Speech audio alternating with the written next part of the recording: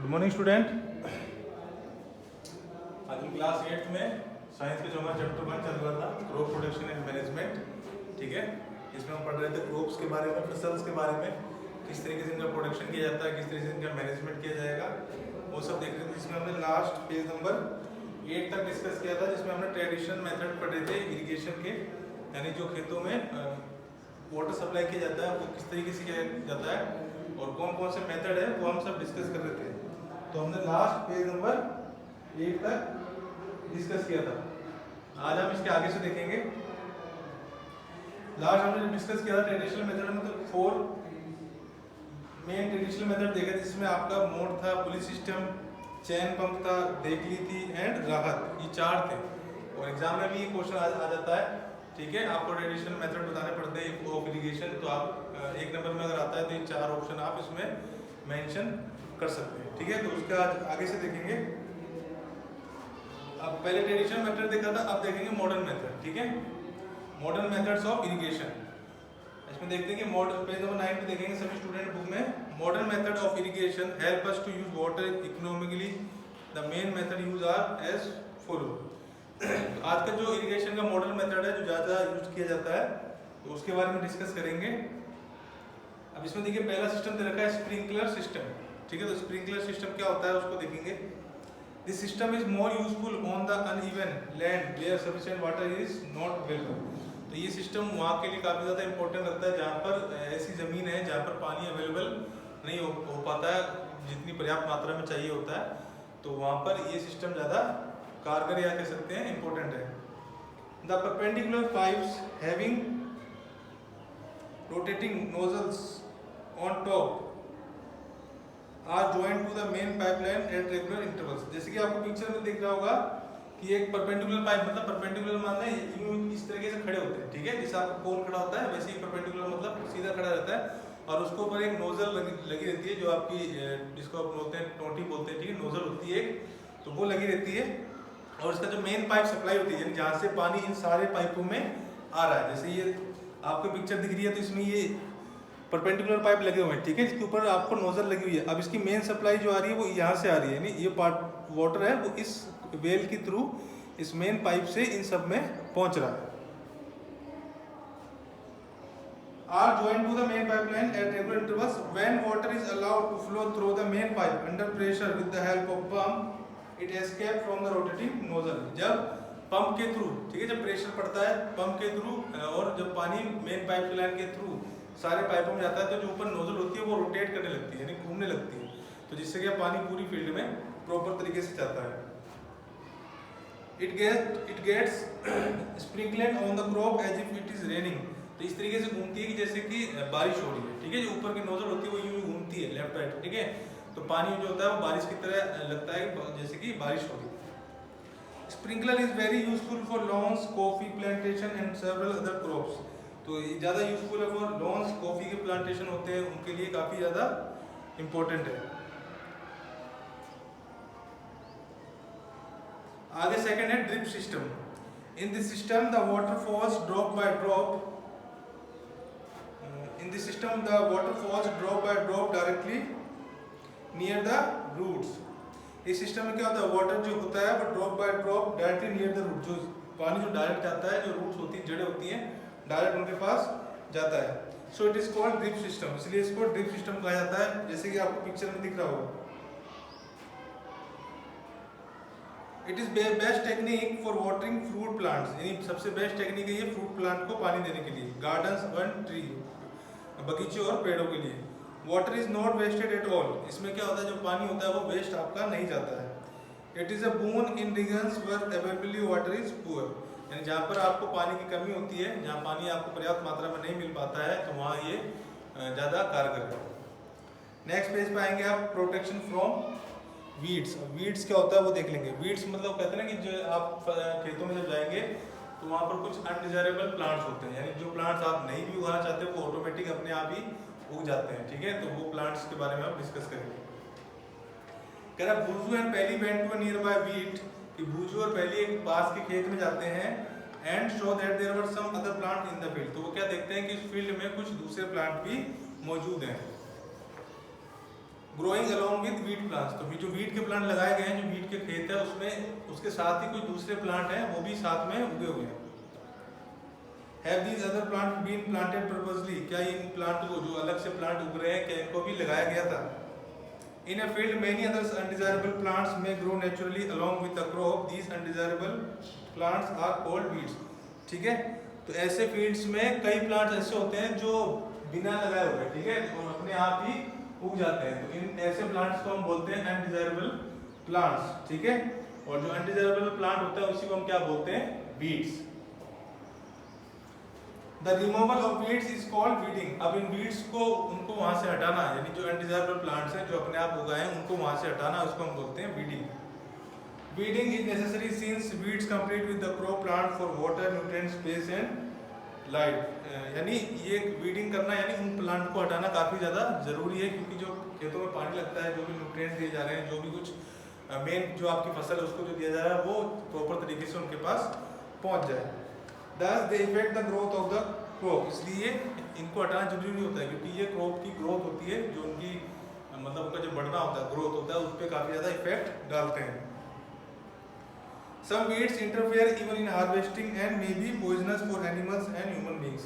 कुछ वीड्स जो होते हैं वो इंटरफेयर करते हैं हार्वेस्टिंग के थ्रू, ठीक है, और हार्वेस्टिंग के दौरान, और कुछ ऐसे वीड्स होते हैं जो काफ़ी खतरनाक होते हैं, पॉइजनस होते हैं, जो एनिमल्स और ह्यूमंस बींग्स के लिए भी खतरनाक होते हैं।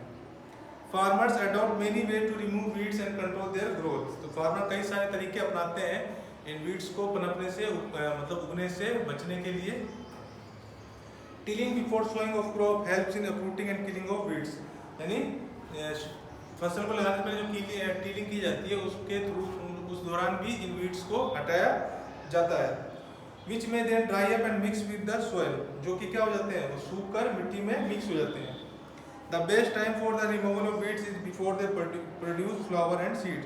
सबसे बेस्ट टाइम है इन वीड्स को हटाने का कि जब भी आप फ्लावर या कोई भी बीज प्रोड्यूस करते हैं उससे पहले आप इसको हटा सकते हैं। The manually removal includes physically removal of weeds by uprooting or cutting them close to the ground from time to time. Manually किया जाता है, मतलब इंसानों के द्वारा, जो किसान होते हैं उनके द्वारा खुद किया जाता है, वो उसको मैनुअली काट देते हैं, ठीक है, खुद अपने हाथों से इसको हटा देते हैं। This is done with the help of खुरपी, और ये किसके थ्रू किया जाता है? खुरपी के थ्रू। आपने खेतों में देखा भी होगा, खुरपी से क्या होता है, जो अनडिजायरेबल प्लांट्स होते हैं, जो जिसको हम वीड्स बोलते हैं, उसको वो खुरपी के थ्रू जड़ से ही उखाड़ देते हैं। A seed drill is also used to uproot weeds. Seed drill का भी यूज किया जाता है, जैसे कि आपको फिगर 1.2 का जो बी पार्ट है उसमें दिखाया गया है।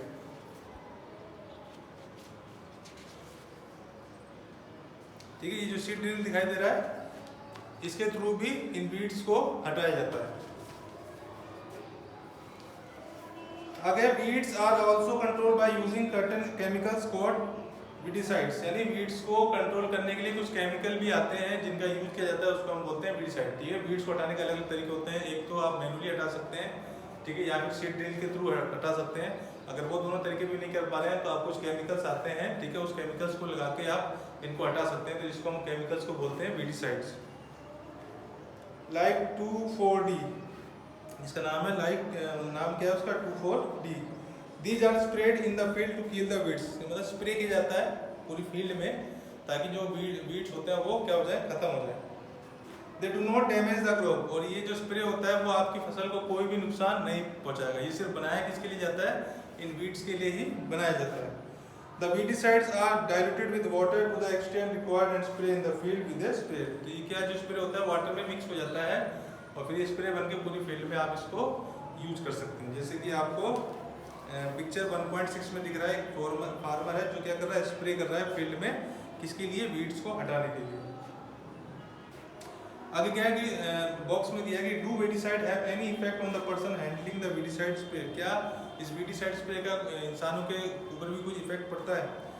तो as already mention the weedicide are spread during the vegetative growth of weeds before flowering and seed formation. जैसे कि बता चुके हैं कि वीडिसाइड का उपयोग वीड्स को हटाने के लिए किया जाता है before growth of before flowering and seeds formation.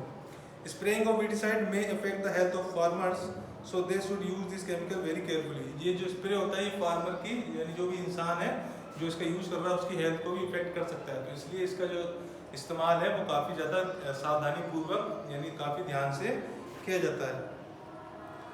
They should cover their nose and mouth with a piece of cloth during spraying of these chemicals। तो जब भी आप इस स्प्रे का यूज़ करते हैं, ठीक है, तो क्या करना चाहिए कि अपने नोज़ को और अपने माउथ को यानी अपने चेहरे को ढक लेते हैं किसी कपड़े से, ताकि वो जो स्प्रे की स्मेल है वो उनके अंदर तक ना जाए और उनकी बॉडी को कोई भी नुकसान नहीं पहुंचे।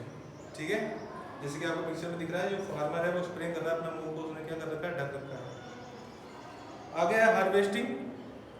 Harvesting of A crop is an important task. Harvesting करना क्रॉप का काफी इंपॉर्टेंट टास्क है, यानी फसलों को काटना। The cutting of crop after it is mature is called harvesting, यानी जो फसलों को काटना होता है उसको हम बोलते हैं harvesting. In harvesting crop are pulled out और cut close to the ground, यानी हार्वेस्टिंग क्या होता है कि फसल को काट लिया जाता है जमीन से या फिर उनको जमीन के पास से काट लिया जाता है। It usually takes 3 to 4 month for कर्पल क्रॉप टू मैच्योर, यानी इसको करने में लगभग 3 से 4 महीने लगते हैं। Harvesting in our country is either done manually by sickles और by a machine called harvester. अब हमारे देश में हार्वेस्टिंग दो तरीके से किया जाता है। एक तो मैनुअली यानी इंसान खुद हाथों से कर लेता है, जैसे कि आपको पिक्चर में दिखा रखा है, ये सीकल दिखा रखी है, यानी इसके थ्रू ही काट लिया जाता है मैनुअली इंसान के द्वारा, या फिर मशीन आती है जिसको हम बोलते हैं हार्वेस्टर, उसके द्वारा भी किया जाता है, जैसे कि पिक्चर 1.8 में आपको दिखाई दे रहा है। In the harvested crop, the grain seed needs to be separated from the chaff. This process is called threshing। ठीक है, जब फसलों को काटा जाता है तो ग्रेन सीड्स होते हैं उनको क्या सेपरेट किया जाता है चाफ में से, और इस प्रोसेस को हम बोलते हैं threshing. This is carried out with the help of machine called combine which is fact harvester as well as thresher, यानी जो आपको पिक्चर में दिखाया जा रहा है कंबाइन मशीन, इसकी हेल्प से ही किया जाता है। अब नीचे लिखा है कि आफ्टर हार्वेस्टिंग के बाद sometimes stubs are left in the field, की फील्ड में कुछ फसल जो होती है, कुछ कहते हैं काटने के बाद कुछ रह जाता है, which are burn by farmer, जो फार्मर के द्वारा जला दिया जाता है। पहली चिंतित है, she knows that is causes pollution, कि इससे क्या होता है, पोल्यूशन होता है। इट में also catch fire and damage the crop lying in the field. तो क्या कर सकता है, जब आप इसको जलाते हैं किसान, तो वो क्या कर सकता है, आग पकड़ सकता है पूरी फील्ड में, और पूरी फील्ड को क्या कर सकता है, वो डैमेज कर सकता है। आगे farmer with small holding of land to the separation of grain and chaff by winnowing. You have already studied in class 6, यानी विनोइंग आप क्लास 6 में पढ़ चुके हैं। ठीक है, जो सेपरेशन ऑफ ग्रेन को अलग किया जाता है, तो वो किसके थ्रू किया जाता है, विनोइंग मशीन के द्वारा, जो कि आपको पिक्चर 1.9 में दिखाई दे रही है।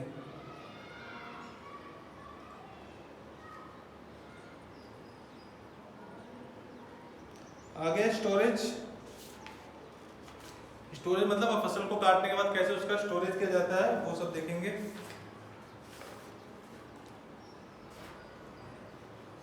मतलब आज अभी हमने इसमें क्या पढ़ा कि किस तरीके से फसल को दो अपने ने पहले ट्रेडिशनल मेथड पढ़े थे इरिगेशन के, आज हमने इसमें पढ़ा मॉडर्न मेथड ऑफ इरिगेशन, जिसमें हमने देखा एक तो स्प्रिंकलर सिस्टम और दूसरा ड्रिप सिस्टम। स्प्रिंकलर सिस्टम जिसमें परपेंडिकुलर पाइप लगे होते हैं और मेन पाइपलाइन में पानी जाता है। दूसरा हमने देखा ड्रिप सिस्टम जिसमें रूट बाय रूट पानी जाता है, जिसमें पानी वेस्ट नहीं होता है। फिर उसके बाद हमने पढ़ा प्रोटेक्शन फ्रॉम वीड्स, यानी वीड्स से किस तरीके से फसलों को बचाया जाता है। वीड्स मतलब क्या होते हैं, जो अनडिजायरेबल प्लांट्स होते हैं, यानी ऐसे प्लांट जो अपने आप ही उग जाते हैं, तो उनको किस तरीके से फील्ड से हटाया जाता है, और उसके लिए भी कई सारे मेथड यूज किए जाते हैं।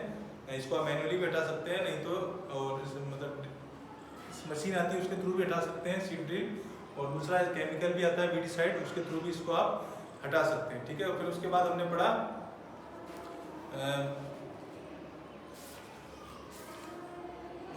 हार्वेस्टिंग, यानी किस तरीके से फसलों को काटा जाता है, यानी फसल तैयार होने के बाद लगभग 3 से 4 महीने लगते हैं इसको काटने के लिए। मैनुअली सीकल्स के थ्रू भी काटा जाता है इंसान फार्मर्स के द्वारा, या फिर मशीन आती है जिसको हम कंबाइन मशीन कहते हैं, जिसमें आपको ग्रेन शीट्स होते हैं उनको अलग किया जाता है। ठीक है, उसके थ्रू भी इसको अलग किया जाता है। तो दोनों तरीके हैं, मैनुअली भी और आप इसको मशीन के थ्रू भी कर सकते हैं। वो डिपेंड करता है फार्मर्स पे, वो किस मेथड्स को यूज़ करते हैं। ठीक है, मैनुअली में ज़्यादा टाइम लगता है, बट अगर आप मशीन के थ्रू करेंगे तो आपका टाइम भी कम लगता है। ठीक है, मेन पर्पज़ है आपका टाइम को बचाना। और आप नेक्स्ट वीडियो में हम स्टोरेज के बारे में पढ़ेंगे कि फसल को काटने के बाद किस तरह इनका स्टोरेज किया जाता है, ताकि इसमें कुछ फंगीज या कुछ ऐसे कीड़े ना लग जाए जो फसल को नुकसान कर दें। ठीक है, तो उसको किस तरीके से स्टोरेज किया जाता है, कहाँ रखा जाता है, तो वो हम अपनी नेक्स्ट वीडियो में डिस्कस करेंगे। तो मिलते हैं हम अपने नेक्स्ट वीडियो में इसके नेक्स्ट टॉपिक के साथ। Thank you.